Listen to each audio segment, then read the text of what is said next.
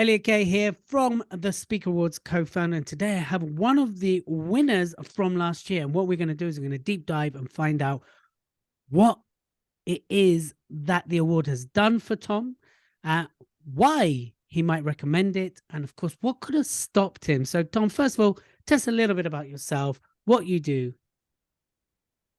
Hi, so great to be with you today, Elliot. So my name is Tom Pullen.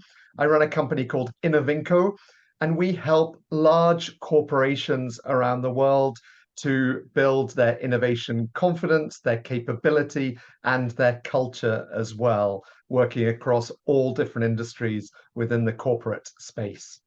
Brilliant. So how does speaking fit into that role? Well, it's funny you should say that because I think what we notice with a lot of big corporations actually is that the desire to innovate is there. The need to innovate to get growth is definitely there. But one of the foundations of that is often around making sure that there's a innovation mindset.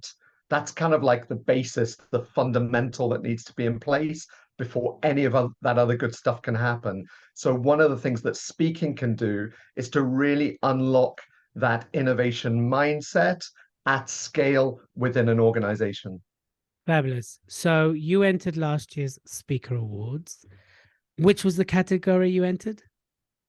So I entered, I think, a couple of categories, but the one that I ended up winning was Newcomer of the Year. Newcomer of the Year. So what inspired you to enter the Speaker Awards?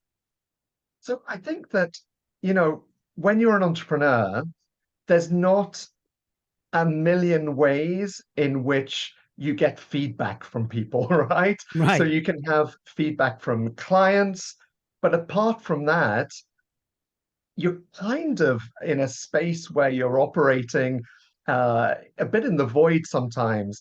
And so I think when opportunities come along to get an objective view on your work, I think that's something to really grasp because, I didn't know you, I didn't know the other award founders. That's I true. knew nobody, not a single person who was connected to the Speaker Awards. But I thought, that's going to be the harshest judge of my work, right? And True. so I thought that was really a really interesting thing to do, to just put my show reel out there and just let the jury decide whether there was value in it or not value in it. But I was really pleased that I took the risk. Yeah, good. So what could have stopped you from entering the awards? I think that, at the end of the day, I think the biggest things that stops people is that they think they're not going to win. Right. Right. Yeah, And true. therefore, kind of, what's the point?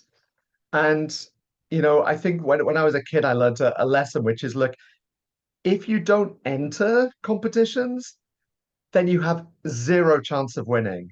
True. If you do enter, you have some kind of small chance of winning. And I think that's the kind of attitude I took with these awards, really. Look, I've got absolutely nothing to lose, but potentially a lot to gain, especially given that it was right at the beginning of when I was offering professional speaking as part of this company services. Brilliant. And since you've won, what's different? What's changed? So I think it's funny because just after I won, actually, a colleague of mine reached out and said, "Oh, there's this really interesting project with one of the world's biggest luxury brands." Actually, I won't say who Wow. it is.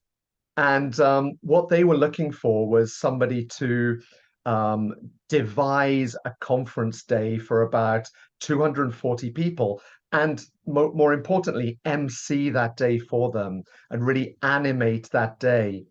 And when we were in discussions, it was just when the awards had happened. And I'm convinced that the fact that I could say, look at the show reel, look at the judges' comments, look at what I do and how I do it, that really helped convince them that I was the right person for the job.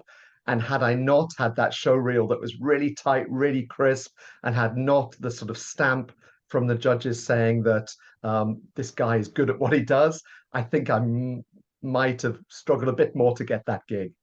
Amazing. That's so good to hear. So why would you recommend anybody enter it, regardless if they're starting out? Because you were a newcomer, but what about more Yeah. established? Why would you recommend anybody do the Speaker Awards this year? I think two things. Firstly, if you're an entrepreneur who's really trying to make an impact, then at some stage of that, your career, your journey, you have to become a speaker in some shape or form to be able to share your message, talk with confidence about your company, your mission, your purpose. And therefore, speaking has become almost an inevitable today within Right. the lives of most entrepreneurs. And I think where the award comes in is to put yourself out there, dare to put your work out there and get some really good either validation or feedback about, are you good? How can you improve? And I remember at the awards dinner last year, one of the judges actually came up to me and gave me one specific piece of advice, which I've implemented in every speaking gig I've done since then. Ah, wow. So it was a really valuable piece of advice, and I will never forget that. So really grateful to him. Amazing. That's so good to hear. So Tom, thank you for taking time out of your busy schedule and your beautiful time in France. And we will see you this year at the awards, hopefully. Absolutely. See you there. Thanks a lot, Tom. Cheers. Bye bye.